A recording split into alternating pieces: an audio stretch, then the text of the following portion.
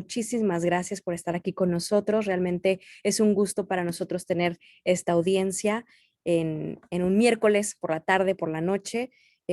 Realmente nos gusta tener este público tan interactivo que siempre está dispuesto a escuchar nuestras charlas y, por supuesto, interactuar con nuestros ponentes.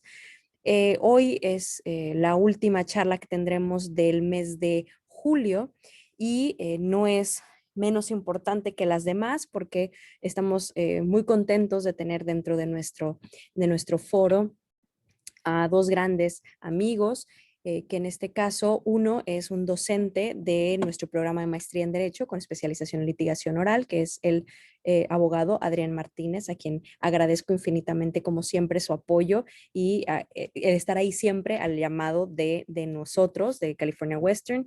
Y por otro lado tenemos a nuestro moderador, que en este caso es el abogado José María González, quien está representando dentro del Consejo Honorario de Embajadores en Argentina.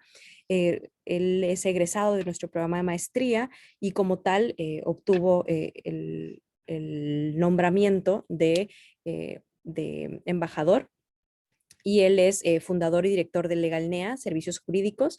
Es profesor universitario, capacitador en litigación y entrenamiento profesional, es abogado litigante en casos civiles, comerciales y laborales, y es gestor universitario, consultor, miembro de una red pro bono, y como siempre también es una persona que está ahí dispuesto a apoyarnos en todo lo que nosotros se nos ocurre y todas las ideas que tenemos, y él por supuesto es un gran aporte para nuestra institución. Así que no me queda más que agradecerles a ambos y dejar este foro de más de 50 personas, y esperemos por supuesto tener muchas más en esta linda tarde. Gracias en nombre del Instituto Latinoamericano de Derecho y Justicia de California Western School of Law a todos los presentes por su tiempo y a nuestros ponentes. Muchísimas gracias, José María y Adrián. Les dejo el micrófono abierto.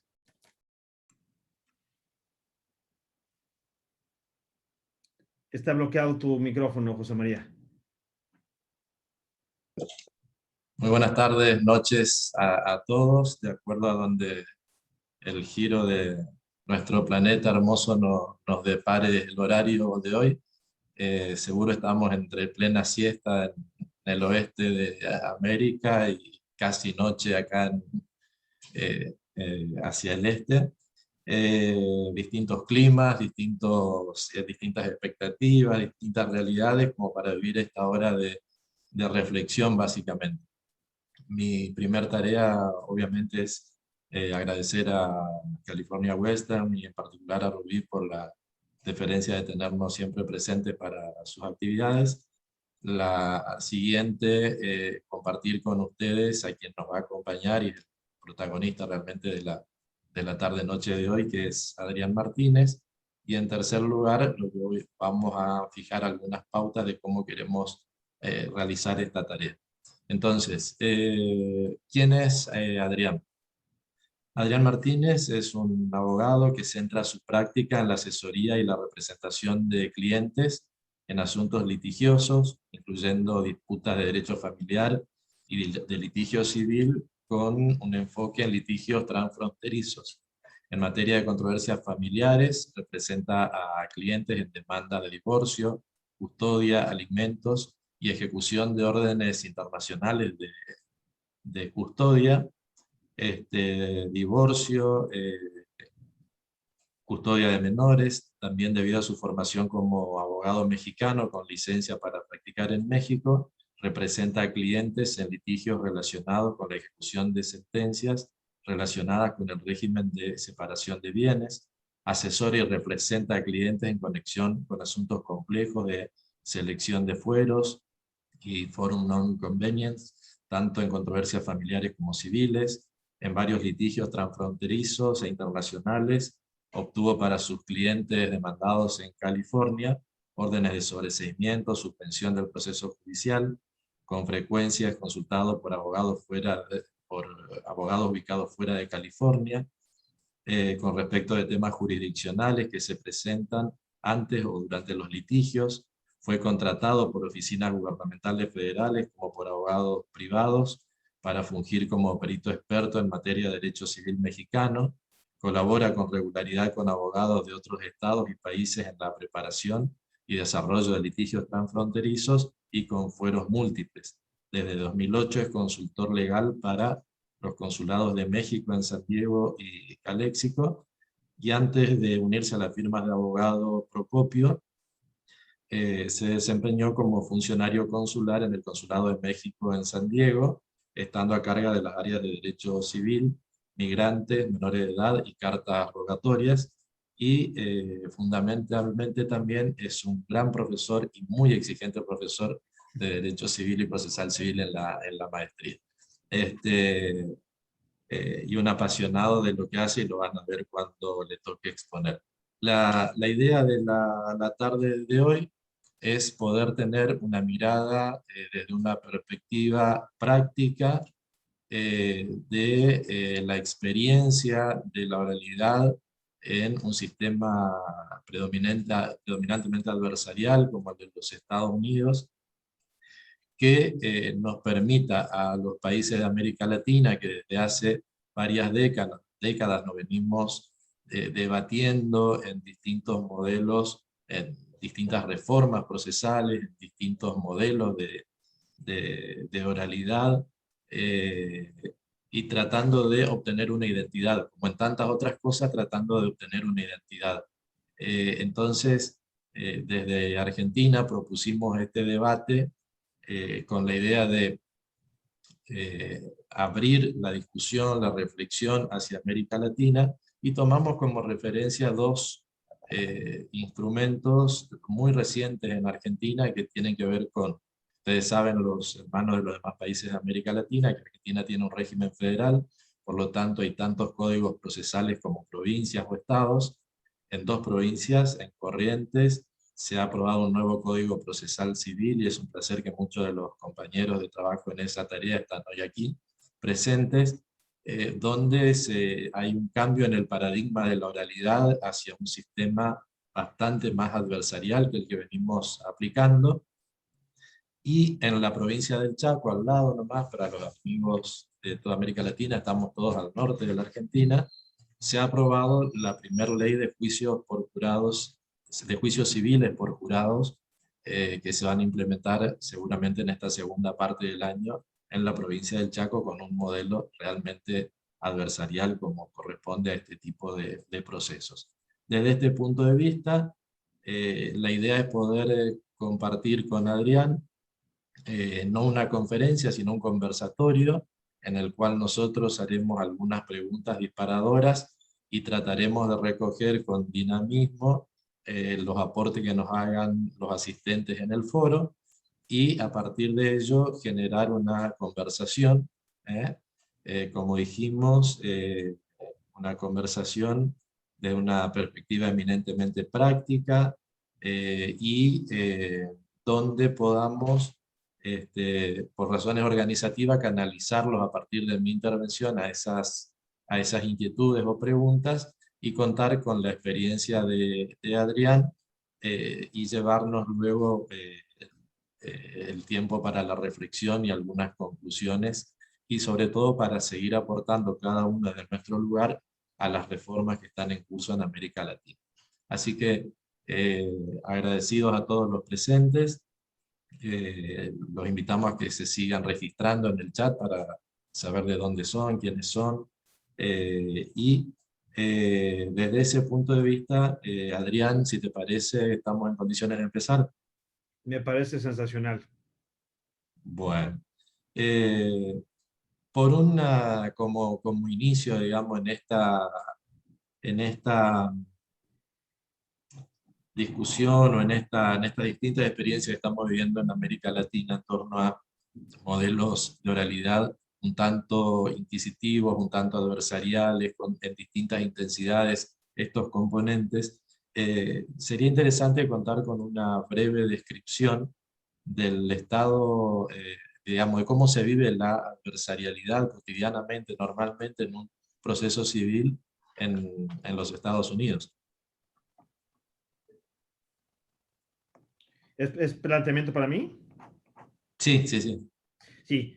Bueno, pues buenas tardes a todos. Vamos a hacer la charla muy práctica. Afortunadamente no tengo que dar clase el día de hoy y no tienen que soportar que les dé conceptos teóricos y que les tenga que hacer preguntas respecto de los mismos. La idea es que sea una charla interactiva, así que no obstante que José, María y yo vamos a ser los que hablemos o les pongamos los rieles de nuestra plática, levanten su mano electrónica o de preferencia, en caso de que tengan alguna pregunta de lo que estamos diciendo o si quieren hacer alguna observación. No necesariamente deseamos que se esperen hasta el final, sino queremos que aprovechen ustedes principalmente este tiempo para discutir estos temas.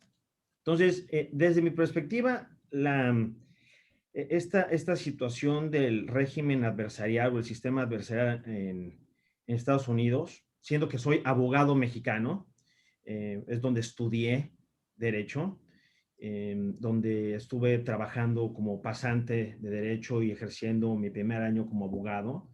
Y posteriormente me convertí en abogado con licencia para ejercer en California en el 2003. Esa perspectiva binacional me hace concluir que el sistema adversarial implica que le corresponde a las partes y aquellas partes que están representadas por abogados, a los abogados, a guiar el asunto. Me explico con un ejemplo. Muchas veces les digo a mis estudiantes que en Estados Unidos y entre los tribunales federales y entre los tribunales estatales en California, si uno presenta la demanda, vamos a decir, una demanda por fraude civil, estamos hablando, todo lo que vamos a hablar va a ser exclusivamente materia civil mercantil, ¿ok? Aunque les suene, diga fraude y tal vez les llame la atención a cuestiones penales, absolutamente todo lo que digo tiene que ver con materia civil. Presento yo una demanda por fraude en contra de José María. Y en esa demanda de fraude civil no alego suficientes hechos con los cuales se demuestre que el tribunal tiene competencia sobre la materia para conocer esa controversia, que tampoco alego suficientes hechos de los cuales se puede determinar que el tribunal tiene competencia personal sobre José María, y tampoco alego suficientes hechos que le informen a José María de qué lo estoy demandando. Simplemente redacto mi demanda, la presento y emplazo a José María. En el sistema mexicano, los abogados mexicanos que están aquí me corregirán si me equivoco. En el sistema mexicano, el juez recibe la demanda, la revisa, se cerciora que se cumplan con todas y cada una de las formalidades que requiere el Código de Procedimientos Civiles, y en caso de que se cumplan con esas formalidades, le va a dar admisión, le va a dar entrada a la demanda para que entonces proceda el emplazamiento a través del juzgado y demás. Eso no ocurre aquí en Estados Unidos. ¿Qué es lo que ocurre? Si José María considera que el tribunal no tiene competencia sobre la materia, José María va a tener que, al comienzo del proceso, interponer ese recurso de falta de competencia, esa que le llamamos en México excepción de competencia o de incompetencia. Si José María considera que mi demanda es vaga respecto a los hechos que estoy alegando y por lo tanto él no puede, por ende, por esa oscuridad en la demanda, no puede contestar la misma porque no entiende por qué lo estoy demandando, José María tiene que presentar un escrito pidiéndole al tribunal que me ordene a mí, que defina, que alegue suficientes hechos en la demanda para que entienda por qué lo estoy demandando. En otras palabras, le corresponde a las partes y a sus abogados cumplir con todos y cada uno de los requisitos, desde el más mínimo, desde el principal, que sea la redacción y presentación de la demanda, el emplazamiento, así como aquellas cuestiones de carácter procesal y probatorio que se van desarrollando a lo largo del proceso. Y el tribunal en Estados Unidos no tiene esa característica o esa inclusive obligación legal de vigilar que las partes cuando presenten algo ante el tribunal cumplan con esas formalidades. Le va a corresponder a las partes revisar que efectivamente, si necesitan intervención del tribunal, se lo hagan saber al tribunal y que esa intervención esté justificada. Por ello, es, en mi opinión, más costoso, en parte, por muchas otras razones, es mucho más costoso el litigio en los Estados Unidos que en otras jurisdicciones, como podría ser el caso de México. Porque siendo que las partes tienen que poner atención a todas esas formas y sustancia, les corresponde a ellos dedicar más tiempo en sus escritos, en la participación en el proceso, y por ende solamente pedir la intervención del tribunal cuando sea indispensable para que el proceso siga avanzando.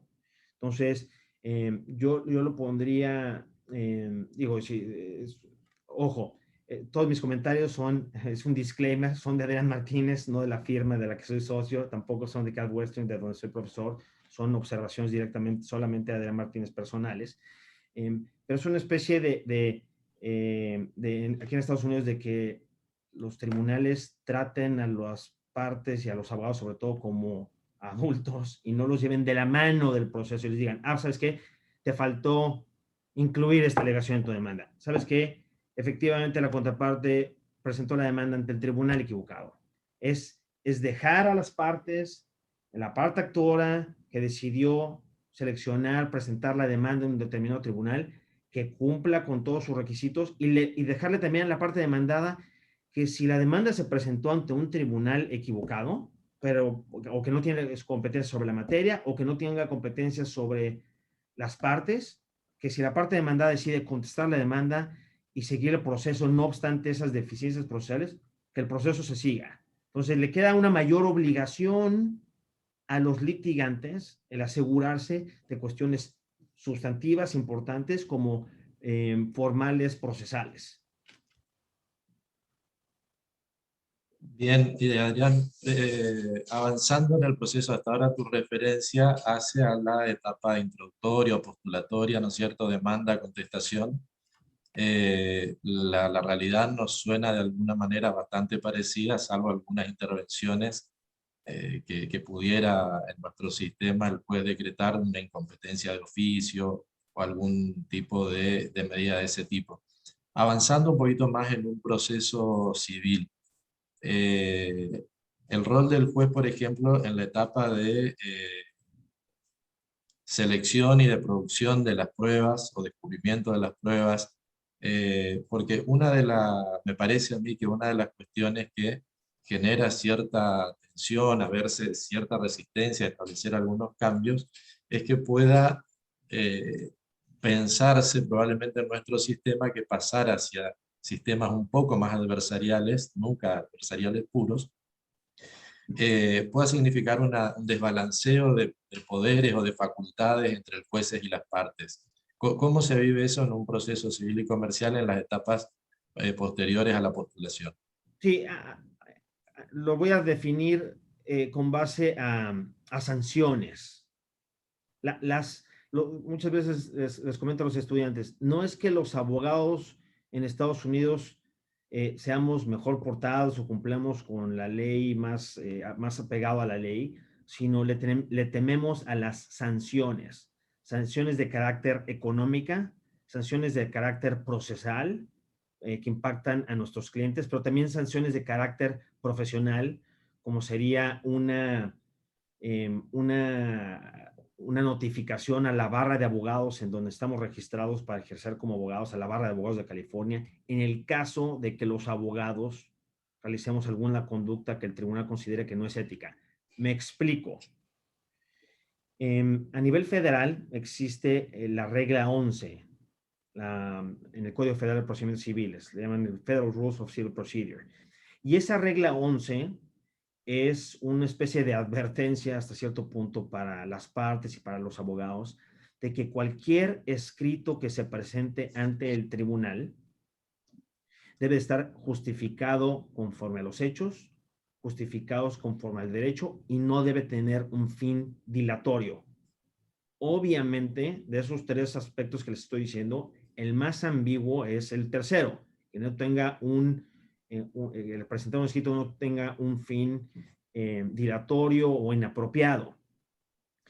Y si se determina que se presentó un escrito, se pidió la intervención del tribunal en violación a esa regla 11, se pueden incurrir en esas sanciones.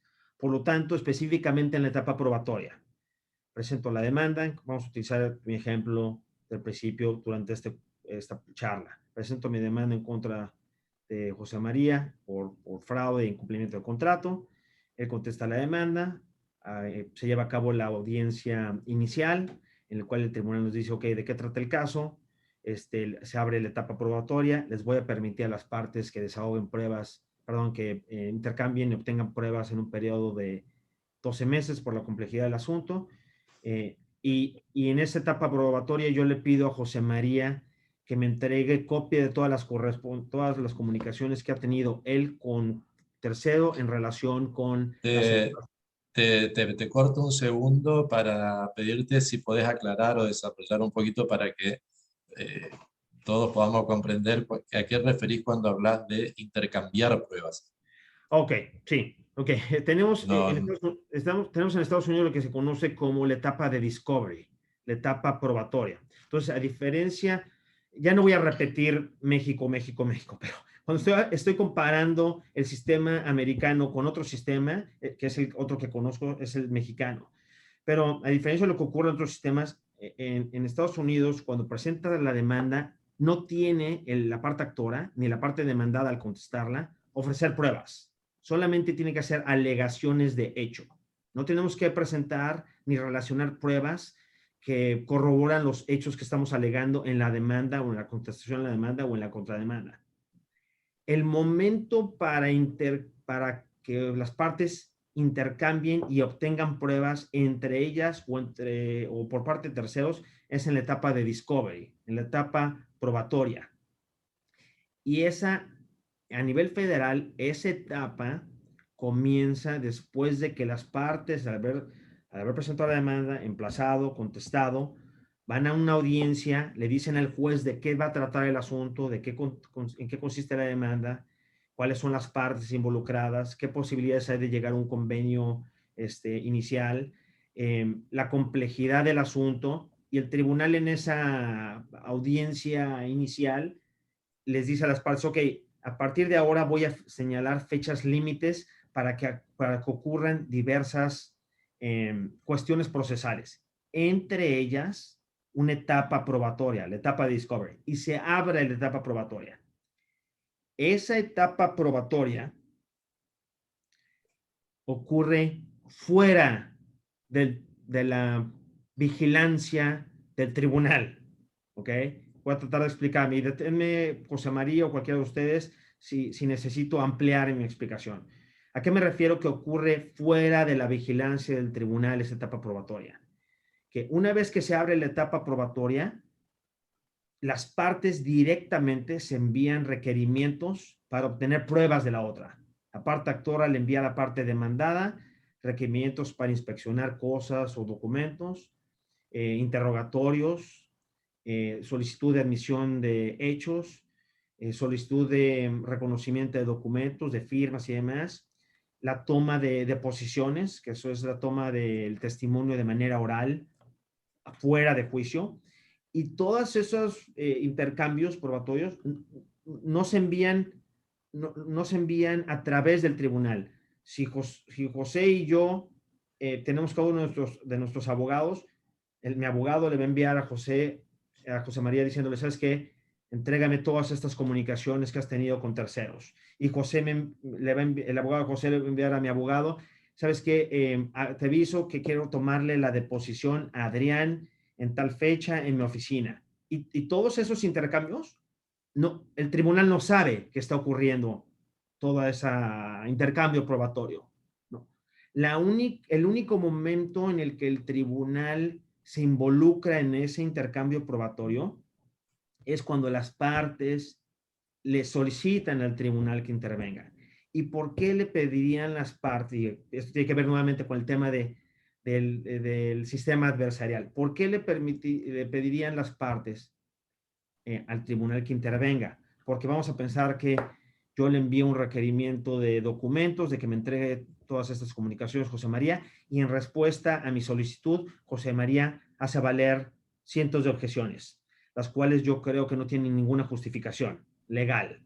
Entonces, yo tengo una obligación, antes de pedir la intervención del tribunal, de reunirme y conferir con José María y decirle, oye, ¿sabes qué? Todas estas objeciones que pusiste aquí no tienen ninguna justificación por tal y cual.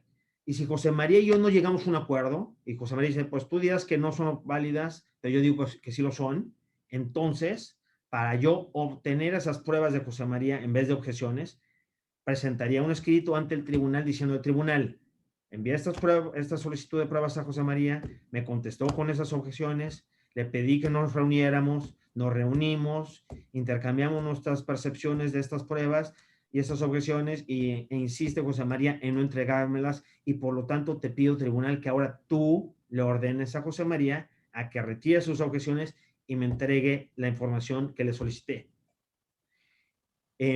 Si en general la parte que pierda, ¿sí? Si yo presento ese escrito pidiendo la intervención del tribunal y el tribunal me niega lo que estoy solicitando, José María va a tener la oportunidad de pedirle al tribunal que me sancione a mí económicamente como abogado por haber presentado un escrito frívolo. No necesariamente conforme a la regla 11, hay otras sanciones económicas en materia probatoria, no es clase de procesal civil, no voy a entrar en muchos detalles, algo que ustedes me lo piden, pero eso implica que antes de que yo, si José María me envía objeciones, antes de que yo solicite la intervención del tribunal, más me vale a mí estar seguro que tengo un buen argumento para tratar de persuadir al tribunal de que obligue a José María a entregarme esa documentación, esas pruebas, porque de lo contrario, si pierde mi promoción, existe la probabilidad de que el tribunal, si determina que fue frívola mi escrito, me sancione económicamente o inclusive de carácter procesal. No sé si expliqué lo que querías que ahondara, José María. Sí, en buena medida sí. Como experiencia, te digo que es muy distinta de la que en general vivimos nosotros. En Buenos Aires hubo una experiencia hace más de 20 años de que las audiencias testimoniales, hubo una prueba piloto en los juzgados comerciales de Capital de Buenos Aires, de que las pruebas testimoniales se tomaran en los estudios y no dio resultado. Entonces, esta es una actividad que... Pero ¿por qué? ¿Por qué no dio resultado? Entiendo que es una cuestión cultural, todos tendremos seguramente alguna idea sobre eso, ¿no? ¿Qué pasaría? Y disculpa que estamos en el internet y de repente estoy desfasado, no es mi intención interrumpirte, pero ¿qué pasaría si cultural o no cultural, qué pasaría si vas a unas de esas deposiciones a los despachos y sabes tú como abogado el que le van a tomar la deposición, al deponente, tú sabes que si tú o tu cliente se comportan de cierta forma, pudiera acabar en sanciones para ti, abogado, o para tu cliente? Estamos hablando, hace 2 años y medio obtuve sanciones por $33,000 en contra de la contraparte, en contra de su abogado de manera conjunta y solidaria, por la no entrega de un software de la contabilidad de la contraria. Entonces, ¿qué pasa? ¿Qué pasaría en Argentina, en Chile, en donde sea? Si existe ese riesgo de que si tomamos una postura dura y poco razonable, acabemos sancionados económicamente por el tribunal. ¿Tú crees que eso asistiría un poco a hacer a los abogados un poco más razonables? Probablemente sí, seguramente sí, pero estamos hablando de la cultura hasta del ejercicio profesional y de la regulación del ejercicio profesional que para nosotros es muy lejana, ni siquiera está en discusión en este momento. Acá hay una pregunta que hace Eduardo Fracalosi que dice, cuando habla de sanciones económicas o procesales, ¿a qué tipo se refiere? Me refiero al monto, a qué tipo de sanción, y a la inversa, si se hace lugar a la petición, si hay sanciones posibles al reticente.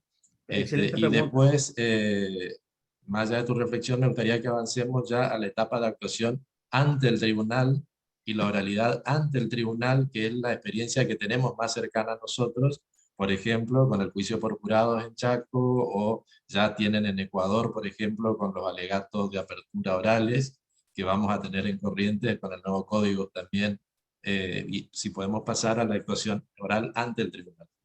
Ok, entonces respondiendo a la pregunta, efectivamente, si prevalezco yo en mi promoción y demuestro al tribunal que José María fue el que actuó, sus objeciones fueron frívolas y simplemente buscaban hacerme gastar tiempo y dinero y dilatar el proceso, también lo pueden sancionar a José María y al abogado de José María por esa conducta. Y las sesiones procesales, por ejemplo, vamos a pensar que yo le pido ciertos documentos a José María no me los entrega, el ejemplo que estamos platicando, el juez le ordena a José María entregar los documentos. Y le dice, José María, tienes 30 días para entregar los documentos, su objeción no tiene lugar, tienes que entregar esos documentos. Y pasan los 30 días, José María no me entrega los documentos, y entonces le contacto a José María, le digo, nomás entrega los documentos, no obstante la orden tribunal, te doy 48 horas adicionales o voy a pedir la interpretación nuevamente al tribunal para que te encuentre en desacato de orden judicial y te sancione adicionalmente. Lo podrían encontrar en desacato de orden judicial a José María y o a su abogado, muy probablemente sería José María como parte. Y si José María, aún así, con las sesiones económicas, se negara a entregar sus documentos, aún habiendo sido encontrado en violación de una orden judicial, el tribunal podría decir que como sanción procesal se le prohíbe a José María introducir cualquier evidencia relacionada con comunicaciones durante juicio. Entonces, es una especie de sanción procesal evidenciaria. De esa forma, José María estaría tal vez precluido en presentar cualquier evidencia y por ende argumentos, porque los argumentos en juicio tienen que estar basados en evidencia, por haber violado esa orden probatoria, ¿no? No creo que respondí la pregunta. Sí, sí. Ok, adelante. No, te pedía si salvo que hubiera alguna otra reflexión, si podíamos avanzar hacia la actuación oral del abogado ya frente al tribunal. En juicio, ya cuando empezó el trial o antes del trial. ¿Podés discriminar las dos posibilidades Sí, brevemente? claro que sí. En materia federal, a diferencia de lo que ocurre a nivel estatal en California, toda la gente viendo estas series de abogados y demás, se generan la impresión de que todo el proceso en los Estados Unidos, o en la mayor parte del proceso en los Estados Unidos, a nivel, por lo menos a nivel civil, es oral, lo cual no es cierto.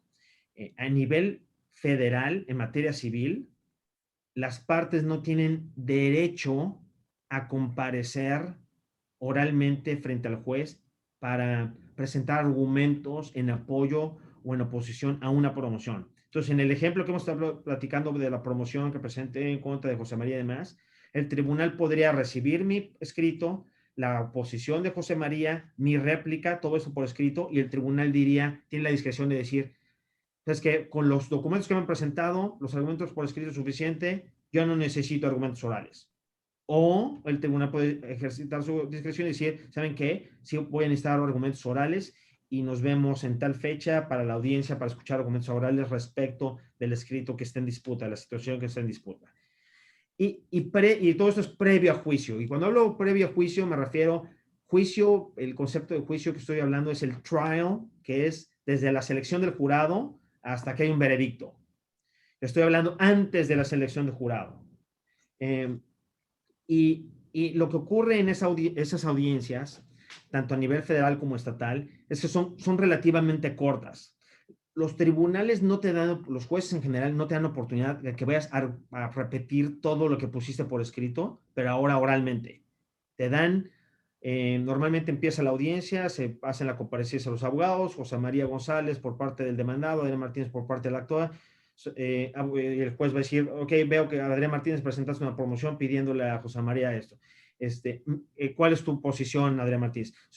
Normalmente le pregunto a un juez, es mi práctica que aprendí por parte de buenos mentores aquí en Estados Unidos. Su señoría, ¿tuvo oportunidad de revisar todos los documentos? Sí, revisé todos los documentos. Su señoría, ¿tiene usted una resolución tentativa respecto a mi promoción? Se vale preguntar eso y de hecho lo hago comúnmente. Y el tribunal, muchos de los jueces dicen, sí, mi resolución tentativa es otorgar tu promoción por 1, 2 y 3. O voy a negar tu promoción por 4, 5 y 6. Esa pregunta y esa respuesta por parte del juez nos sirve a nosotros como abogados de enfocarnos en lo que quiere conocer el juez, no en todo el rollo que le queramos aventar, no toda la información que nosotros creemos que es relevante, sino la información que el juez desea escuchar. Entonces, una vez que te dice 4, 5, 6, empiezas, bueno, respecto a tal punto, señoría, esto es el argumento total, le dan la oportunidad a la contraparte. Estamos hablando de una intervención en la mayor parte de las promociones, de tal, salvo que sean audiencias evidenciarias, que son unos como mini juicios dentro de todo el proceso antes del juicio, son intervenciones de a lo mucho 15, 25 minutos, 30 minutos las más largas. Entonces son intervenciones cortas, muy focalizadas, en las cuales lo que buscamos es asegurarnos de que le resolvamos aquellas dudas que tenga el juez, si el juez está principalmente tendiente a resolver nuestra contra, pero cuando el juez dice, se pronuncia inicialmente en que está a nuestro favor, la mejor actuación en esas situaciones en una audiencia oral es guardar silencio, dejar que sea la contraparte y el juez el que discutan, porque el juez ya te dijo que está a tu favor. No, diciendo más puede ser que entorpezcas tu posición o la posición de tu cliente en esa audiencia. Entonces, muchas veces esas ocasiones son las audiencias más divertidas, las que haces tu comparecencia, le dices al tribunal qué opina, el tribunal dice que tiene la razón y escuchas los siguientes 15, 20 minutos a la contraparte y al juez discutir. Entonces, eso es en las intervenciones orales previas al juicio. En las intervenciones, obviamente, en el juicio, ahora sí que el 90% de la intervención es oral y la recomendación es muy sencilla. Son 3 recomendaciones. Preparación, preparación, preparación. Inmediatamente se nota quién está preparado. Preparado desde el punto de vista de dominio de los hechos, preparación respecto al dominio del manejo de la evidencia, de cómo se va a presentar la evidencia, preparación de tener listos a tus testigos, testigos en el orden que van a comparecer, en el orden que van a testificar, preparación en anticipar los argumentos de la contraparte, anticipar pruebas que le llamamos en inglés, no sé cómo lo traducen ustedes en español, impeachment para atacar la credibilidad del testigo. Entonces, todo es preparación, preparación, preparación y también conocer ante quién estás presentando.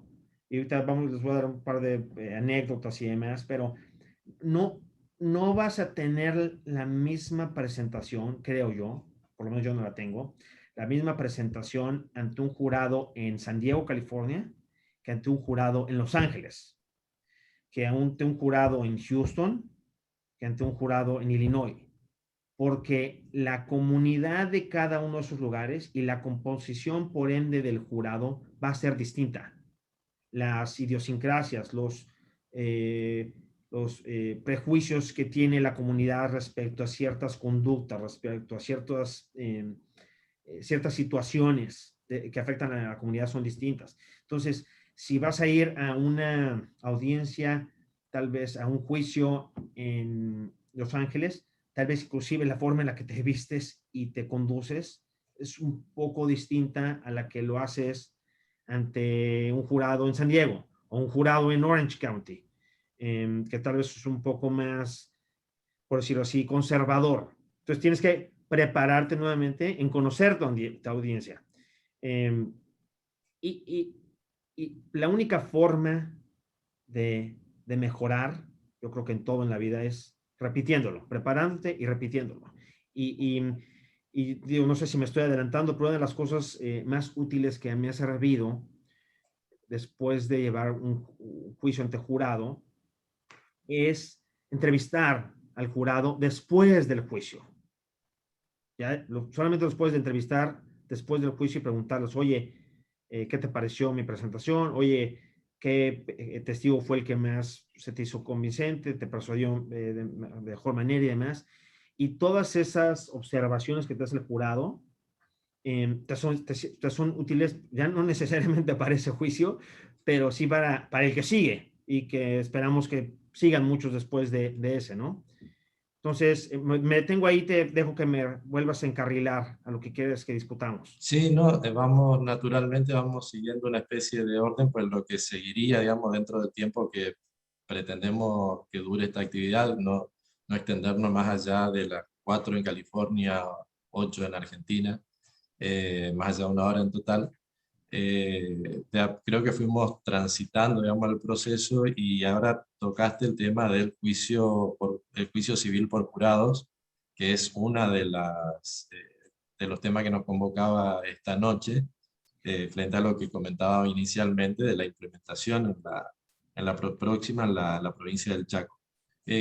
¿Cuál es el estado actual, digamos así? Porque siempre hubo distintas miradas sobre el jurado en materia civil. ¿Cuál es la situación actual, por lo menos en California, donde vos te desempeñás? Bueno, esa pregunta es, si estuviéramos en tu deposición, lo objetaría de vaga, ambigua, oscura, y lo digo, por supuesto, con todo respeto, pero en el sentido de que existe esta percepción de que tu cliente dice, oye, pero en mi juicio, sobre todo cuando representas a la parte actora, oye, pero vamos a elegir un jurado, ¿verdad? No, no todos los casos están hechos para que sean resueltos por un jurado. Y hago énfasis en esto. No todos los casos están hechos para que lo resuelva un jurado. Hay casos que por su naturaleza es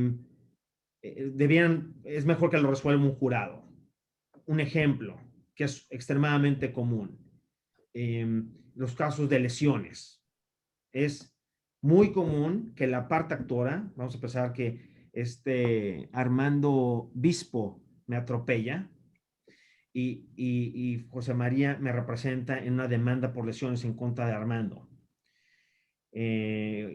O consulta a José María, a Fernando Corvo y a Juan Hernández Flores, un buen ex estudiante que estimo mucho. Los consulto. Muy probablemente, si ustedes se quedan aquí en California, me van a decir, definitivamente es un juicio que deseamos que sea resuelto por jurado. ¿Por qué? Porque es mucho más fácil llegarle a un jurado respecto a las lesiones que sufrió una persona. No es un tema complejo el explicarle a un jurado que lo que implica fractura de la cadera y que no pueda caminar por 6 meses y que esté en rehabilitación y que no haya disfrutado de cargar a mi recién nacido y que haya perdido mi trabajo y demás. Es sencillo que cualquier ser humano en general que perciba esos hechos y los pueda analizar y los pueda de una manera objetiva dentro de las instrucciones del jurado resolver el asunto. Normalmente, por el otro lado, la defensa normalmente está esperanzada que la parte actora no quiera que se resuelva el asunto por jurado, quieren que lo resuelva un juez. Pero hay otros asuntos, por ejemplo, si vamos a hablar de un incumplimiento de contrato por una relación comercial compleja que implica el supuesto robo de propiedad intelectual de ciertas patentes. Y por lo tanto vamos a presentar el testimonio de peritos en materia de patentes y cómo es una patente tecnológica. Entonces vamos a explicar las bases de las patentes tecnológicas y vamos a aventar un buen testimonio y hacer muchas pruebas técnicas. Es muy probable que un jurado se canse de escuchar información técnica y que no entienda de qué le están hablando, no porque el jurado no tenga esa capacidad, sino es natural que en esos tipos de casos el jurado, un juez esté en mejor posibilidad de resolverla, entender los hechos y aplicar el derecho a esos hechos. Entonces, cada caso va a dictar si el asunto debía resolverse por jurado o no. Y ojo, por ejemplo, una de mis experiencias iniciales cuando, por ahí del 2005, 2006, tuvimos un asunto en el cual representamos a un menor de edad, un niño de 3 años, cuyo padre falleció aquí en California porque fue triturado por una máquina. Hagan de cuenta que el padre fue a vender chatarra a unos dos lugares donde se venden chatarra metálica, y mientras estaba seleccionando otra chatarra que iba a comprar, llegó una máquina que no lo vio, levantó un pedazo de chatarra muy grande, la mitad de un carro, y lo agarró, lo prensó a esta persona junto con la chatarra y lo trituró. Y nosotros representamos entonces al sucesor del difunto, al hijo. Entonces, eran de mis primeros juicios en jurado, y muy emocionado, por supuesto, con la experiencia, buscando tener el mejor resultado para nuestros clientes. Un niño, pues, ¿qué niño de 3 años no es bonito, no? Todos son preciosos y con muchas fotografías y videos del papá con el hijo y demás.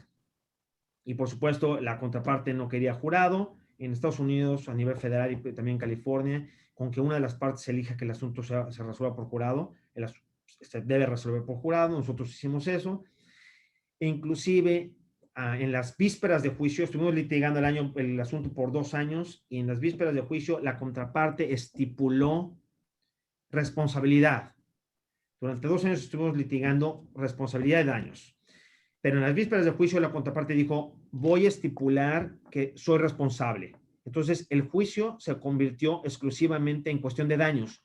¿Cuánto dinero iba a recibir mi cliente por la muerte de su papá? Exclusivamente. Ahora, estratégicamente, ellos estipularon la responsabilidad no por buena onda, no por agradables.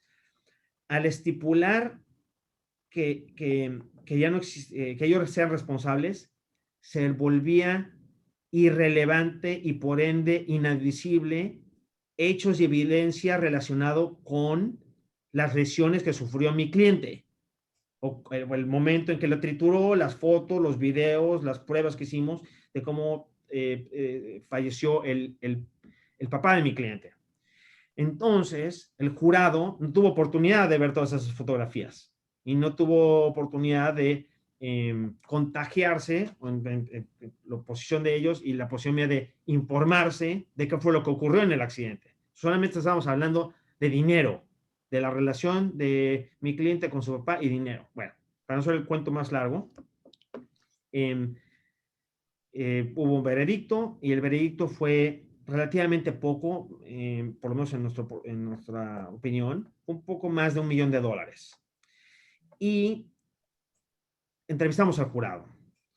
El juicio fue aquí en San Diego, que tiende a ser una comunidad conservadora para efectos de jurados. Y en la entrevista del jurado, varios de los miembros del jurado eran personas jóvenes. Y recuerdo perfectamente que uno de ellos le dijimos: oye, ¿por qué? ¿Cómo llegaron al cálculo de $1 millón? Y salió el tema de que mi cliente y su papá eran mexicanos y que mi cliente vivía en México. Y ese miembro del jurado dijo: bueno, pues, ¿cuál es el tipo de cambio de México, del dólar y el peso? Pues es bastante alto. Pues entonces tu cliente no va a recibir $1 millón, sino va a recibir 20 millones de pesos, lo cual es muchísimo dinero. Entonces, fíjese lo que piensa el jurado. No estaba pensando en la relación de un niño con su papá. Estaba pensando, uno, en la conversión. Otro nos dijo que él había pedido que nos dieran 0.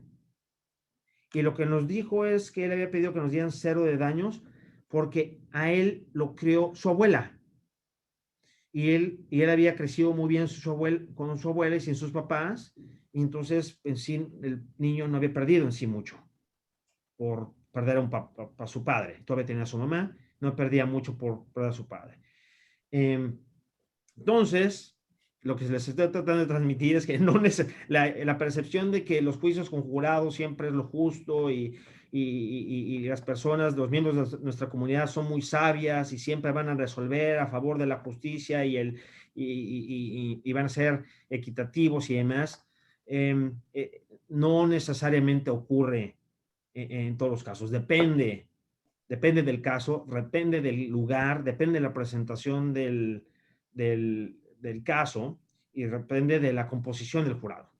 Y ya con eso le paro y dejo tu intervención, José María. Sí, hay algunas preguntas que refieren, por ejemplo, a cuando se usa la expresión evidencia, muy americana, gracias a la doctora Dora Picchio, pregunta si se refiere a hechos o a las pruebas. Esa es una pregunta. La tenés en el chat si querés guiarte. Luego una pregunta. Espérame, a ver, como le hacemos en la clase, mi querido José María, vámonos por partes. Vamos a resolver una pregunta y después la que sigue. Entonces, te recuerdo que estamos a 10 minutos del final programado. Perfecto. Cuando estoy hablando de los hechos, si no hay evidencia de los hechos son alegaciones y las alegaciones no pueden ser admisibles y ser considerados por un juez, entonces, o por un jurado. Entonces, cuando hablamos de los hechos, si se prueban, estamos hablando exactamente de lo mismo. De lo contrario, no sé de qué estamos hablando. No sé si respondí la pregunta. Entiendo que sí, si no, seguramente la doctora Picchio nos pondrá una reflexión en el chat. La siguiente reflexión, perdón, entiendo que la pregunta puede estar referida al uso del término técnico, digamos, ¿no? Para nosotros, por lo menos en Argentina, usar la palabra evidencia no es tan cotidiano como, por lo menos en el ámbito civil, es menos cotidiano que en el penal y no es tan común como usar la palabra prueba, digamos. Entonces, probablemente por ahí viene la reflexión, pero nos va a aclarar la doctora seguramente. La evidencia son pruebas relevantes y admisibles. Creo que ya fue más concreto. Entonces, evidencia para efectos de Estados Unidos son pruebas relevantes y admisibles, porque no todas las pruebas necesariamente son relevantes y no todas las pruebas, aunque son relevantes, son admisibles. Y necesitaríamos otra hora para explicarles todo eso. Y con mucho gusto, si me quieren volver a invitar, con muchísimo gusto volvemos a platicar. No, la idea es generar justamente estos disparadores que nos van a dar los próximos temas de próximos encuentros. Otra pregunta tiene que ver con las cuestiones de competencia y dice que en Estados Unidos existen juzgados multifueros, como en la mayoría de los países, sobre todo en el interior. ¿Cómo encaran los jueces los diferentes procesos o si no existen diferencias en el proceso? Disculpen. Te cuento, nosotros tenemos códigos procesales por cada una de las materias o de las ramas, salvo una tendencia que está en Ecuador, en Colombia y algún proyecto en Argentina, en Chubut, de establecer códigos generales del proceso. En general regulan la materia no penal, digamos. Por ahí entiendo que ese es el contexto en el que aparece esta pregunta. Sí, tenés la palabra. No son, tal vez no voy a contestarla como decían, pero a nivel federal en general son un tribunal, el tribunal de distrito, es el de primera instancia a nivel federal. Y esos jueces de distrito conocen de todos tipos de asuntos, mercantiles, civiles no familiares, porque es materia doméstica que se regulan y se resuelve a nivel estatal, penal. Entonces, conocen de todo. Un juez de distrito puede conocer de un asunto penal, de un asunto de propiedad intelectual, de un asunto civil, de un asunto mercantil. Eso a nivel federal, salvo que sean tribunales especializados, por ejemplo, el Tribunal de Quiebras. Los tribunales de quiebras solamente conocen asuntos de quiebras. Son jueces de distrito, pero que solamente ven asuntos de quiebras. A nivel estatal, le llamamos una corte superior del estado, o sea, es el California Superior Court, que tiene distintas divisiones. Está la división criminal, la división civil, la división familiar, está Juvenile Court, está Dependency Court, de dependencias, de juvenil, y entonces cada una de esas divisiones conoce dependiendo de la materia. No sé si contesté la pregunta. Bien, y en cuanto a la estructura procesal, digamos, ¿el proceso sigue la misma estructura, los mismos pasos, o son diferentes según la materia, como suele suceder acá? Definitivamente es dependiendo de la materia. Sí, y tenemos que recordar que en Estados Unidos está el código, a nivel federal está el Código Federal de Procedimientos Civiles, y luego está abajo las reglas locales que rigen a cada distrito dentro de cada distrito de los Estados Unidos. Por ejemplo, en California hay 4 distritos: el central, el sur, el norte, central, sur, norte y este, si recuerdo correctamente. Y cada distrito tiene sus reglas locales, que son sus propias reglas, que son como si fueran ley establecidas por el distrito, que no deben de contradecir el Código Federal de Procedimientos Civiles. Entonces, Código Federal de Procedimientos Civiles, reglas locales que rigen a los distritos, y luego cada juez de distrito tiene sus propias reglas locales, que son sus propias reglas, que no deben contradecir las reglas locales de su distrito o el Código Federal de Procedimientos Civiles. Entonces, cuando vas a comparecer frente a un nuevo juez, ante la jueza Liliana Galicet del Distrito Sur, no solamente tienes que conocer el Código Federal de Procedimientos Civiles y las reglas locales del Distrito Sur de California, sino también las reglas locales de Liliana. Y si ella dice, a mí me gusta que los escritos me los entreguen en triplicado, en binders y demás, esas son sus reglas locales y debes de cumplirlas. Entonces, tienes que conocer las reglas locales y el Código de Procedimientos Civiles para comparecer ante los tribunales federales. Bien, acá solemos decirle criterio de secretaría, ¿sí? Entonces cambia, de acuerdo a la secretaría o al juzgado, van cambiando los criterios en las cuestiones cotidianas, digamos, de implementación, ¿no? Hay para ir cerrando con tema de juicio por jurado, en materia civil, hay una pregunta que refiere al artículo 33 de la ley del Chaco, que establece el estándar de la prueba preponderante, ¿sí?, a los efectos de la convicción. La pregunta es si existen regulaciones, si están reguladas las facultades del juez en los Estados Unidos para este tipo de decisiones. No. Cada una de las acciones, la ley sustantiva que sirve de fundamento de cada una de las acciones que se interponen en una demanda civil, va a establecer el estándar probatorio para esa acción. Entonces tenemos una acción de fraude, puede tener un distinto estándar probatorio que una acción de incumplimiento de contrato, o que una acción de llamemos una de inequidad, de enriquecimiento ilícito. Entonces, para determinar cuál es el estándar probatorio, tenemos que ir a la ley sustantiva que nos da derecho a esa acción civil para determinar ese estándar. Disculpe, sí, doctor, me refería a la facultad de definir de acuerdo a las cargas dinámicas. No, disculpa. A ver, tradúceme eso, José María, si es tan amable. Sí.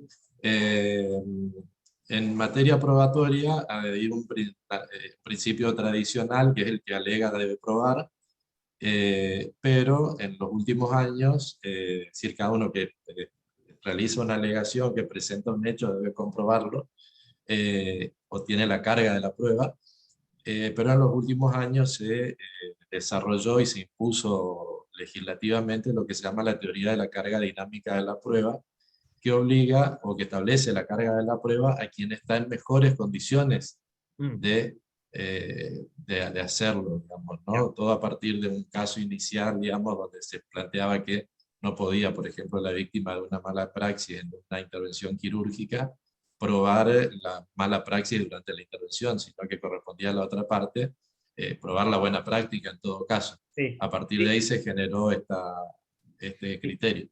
La regla general es que la actora tiene la carga de la prueba de sus acciones, de todas y cada una de sus acciones, y la parte demandada tiene la carga de la prueba de todas y cada una de sus defensas. No existe entonces ningún mecanismo de balanceo, de equilibrio, digamos, en esto, de acuerdo a la posición de las partes, y a propósito viene también una pregunta respecto del tratamiento de los temas de derecho del consumidor que hace el doctor Ricardo Marimón. A ver, pero ya me estás mezclando naranjas con manzanas. No. A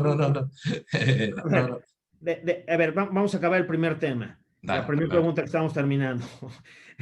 No tengo, como se pueden dar cuenta, no tengo la inteligencia y la capacidad que tiene José María de leer 10 preguntas y acordarse de 10. Yo voy de una en una, así que ténganme mucha paciencia, por favor. Entonces, nada más acabando la otra pregunta, salvo que exista alguna acción específica que permita esa, se me olvidó el término que utilizaste, de que no necesariamente tiene que probar el que alega. La regla general es que nuevamente, la actora tiene la obligación de probar todas y cada una de sus acciones, de probar que existen los elementos de todas y cada una de sus acciones, y la demandada tiene la obligación de probar que existen los elementos de toda y cada una de las defensas que interponga. Ahora sí, vamos a la que sigue. Bueno, perfecto.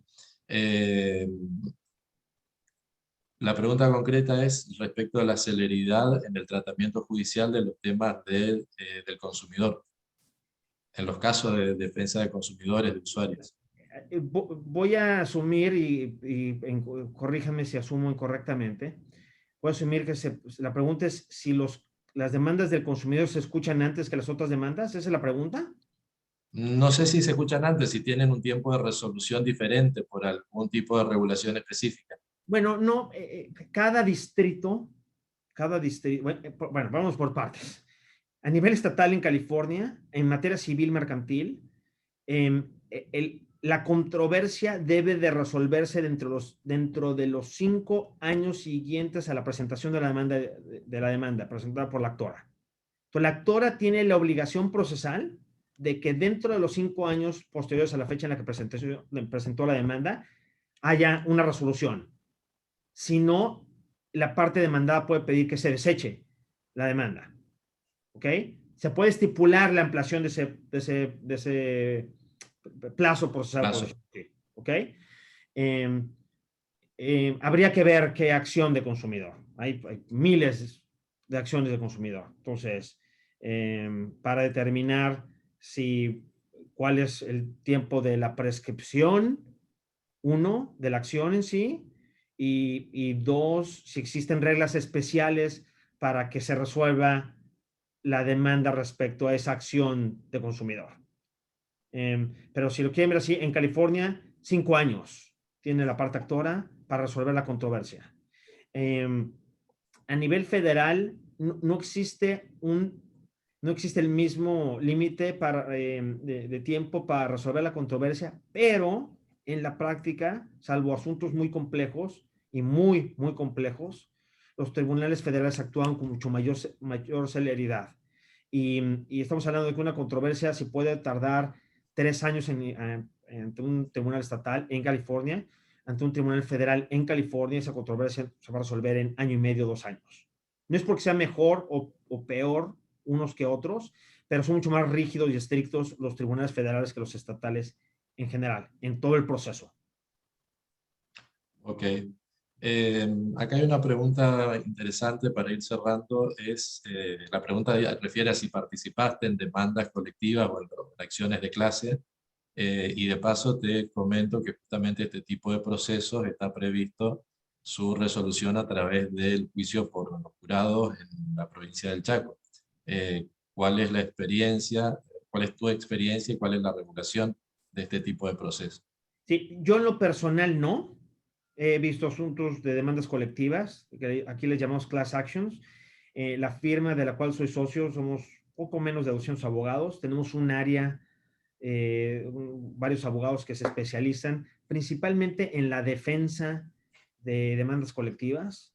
Tengo muy excelentes colegas que se dedican exclusivamente a eso, demandas colectivas a nivel consumidor, digamos así, mercantil, civil general y también laborales, pero no tengo experiencia en esos procesos, no tengo experiencia personal. Hay otra pregunta relativa a si está regulada la caducidad del proceso en el ordenamiento procesal de ustedes. Esto es que para nosotros un proceso que se abandona por un determinado tiempo, de oficio a pedido de la parte contraria, puede declararse extinguido, digamos, Sí, o desechado, como dicen sí. ustedes. Normalmente lo que ocurre es que, no obstante que es un sistema adversarial, el tribunal tampoco es que nos deje y hagamos lo que se nos dé la gana. El tribunal, comúnmente, el asistente del juez comúnmente revisa cada 6 meses el estado procesal que guarda el caso. No cómo van en las pruebas y que han desahogado, sino más bien cuál fue la última vez que las partes comparecieron frente al tribunal para informarle cuál era el estado que guardaba el caso. Y si el tribunal, por ejemplo, observa que las partes debieron haber acabado de desahogar pruebas y prepararse para juicio, y llama a las partes y les pregunta, oigan, ya acabaron de desahogar, de intercambiar pruebas, y las partes le dicen al juez, no hemos acabado, el juez puede que te ponga un término muy corto, 90 días, 60 días para terminar y señalar fecha de juicio. O sea, no dejan el asunto votado, por decirlo así, sino constantemente lo están monitoreando. Y normalmente en inglés le llaman Case Management Conference, conferencias de manejo de caso, en las cuales ocurren normalmente cada 6 meses, que van las partes y dicen al tribunal, ok, ya avanzamos en esto, vamos a presentar, por ejemplo, promociones para pedir una sentencia sumaria para que el asunto se resuelva sin necesidad de ir a juicio, pero necesitamos todavía desahogar otras pruebas. ¿Cuánto tiempo más necesitan? Les pregunta el juez. Pues otras 3 meses, señoría. Ok, les doy 2 meses. Y nos vemos en 3 meses para darles oportunidad que hayan acabado esa etapa. Y regresa uno con el tribunal. Por ejemplo, un cliente mexicano lo acaban de demandar, una empresa mexicana, lo acaban de demandar aquí a nivel federal ante los tribunales de distrito, y lo trataron de emplazar en México vía informal, ¿no? En violación a la Convención de la Haya y la Convención Interamericana.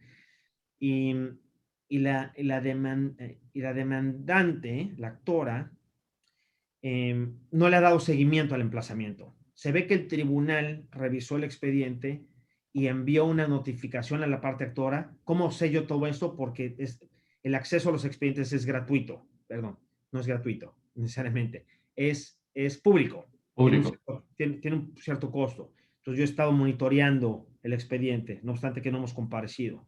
Y vi que el juez le dijo, ¿sabes qué? Te doy, demandante, te doy esta fecha tal, 16 de julio, para que me digas por qué no has emplazado al demandado.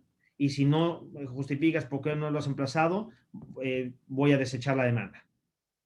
Entonces, esa es mi forma de responder la pregunta, de que sí, constantemente están revisando los tribunales qué estado guarda el proceso. No necesariamente de resolviendo todo lo que están peleándose a las partes, en la etapa probatoria y demás, pero sí pastoreándolos, diríamos, ¿no? Está bien. Una última pregunta y te desafío a resolverla en menos de 2 minutos. Wow. Hace referencia, porque ya usé 5 más de los 5 que nos dio Rubí de extensión de prórroga. ¿Qué porcentaje aproximadamente en materia civil termina en el juicio y qué porcentaje termina en algún tipo de acuerdo? Y bueno, con eso estaríamos cerrando. Nos quedan algunas cosas pendientes, pero justamente, bueno, van a ser los disparadores de las próximas reuniones. Sensacional pregunta y está muy sencilla. Más del 90% de los asuntos en Estados Unidos civil se resuelven vía convenio. Más del 90%. Esto es, menos del 10% se resuelve vía sentencia de un juez o jurado o veredicto de un jurado. ¿Por qué? Por muchas razones, entre ellas el costo y el riesgo que implica llevar un asunto frente a un juez o un jurado. Bien, estamos, Rubí, dentro de los 10 minutos de exceso. Quedamos a tus órdenes.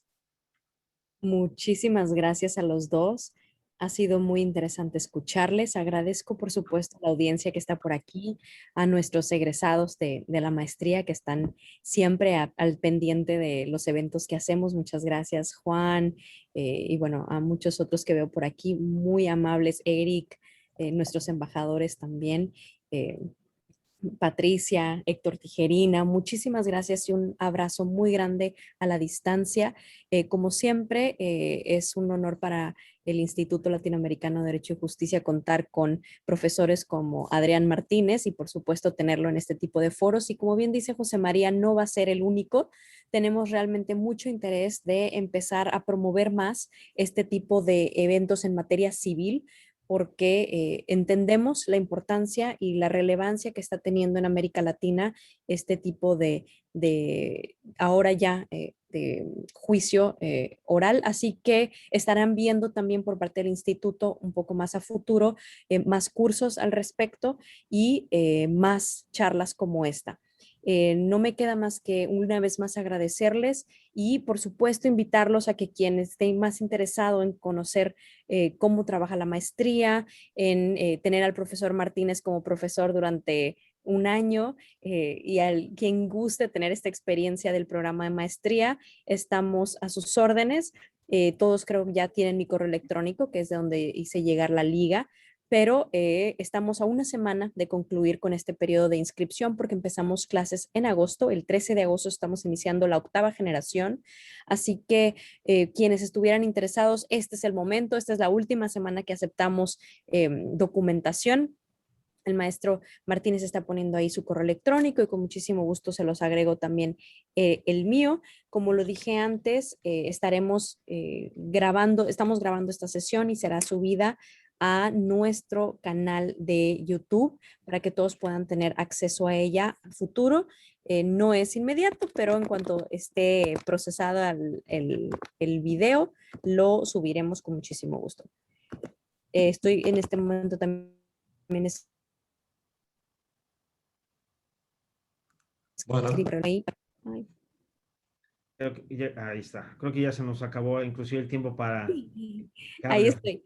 Perdón, se me va la conexión aquí en la escuela. Una disculpa, pero bueno, gracias. Buenas noches a todos. Ha sido un placer saludarlos. Muchas gracias. Buenas noches a todos. Hasta luego. Chao. Buenas noches. muy buenas noches a todos. Muchas gracias.